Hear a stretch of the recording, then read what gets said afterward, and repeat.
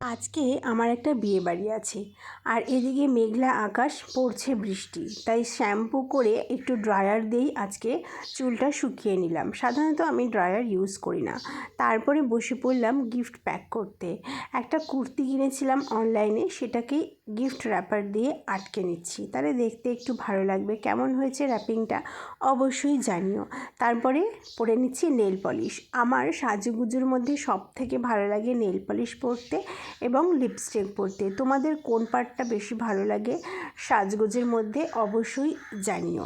Nail polish পরে দুপুরবেলা খেয়ে দিয়ে একটুখানি ঘুমিয়ে পড়েছিলাম। ও না, কি খেয়েছি দুপুরবেলা সেটা তো তোমাদের দেখানো হলো না। খেয়েছি শুধু বেগুন ভাজা আর ভাত, যেহেতু বিয়েবাড়িতে গিয়ে ওবেলা ভালো মন্দ খাওয়া হবে তাই।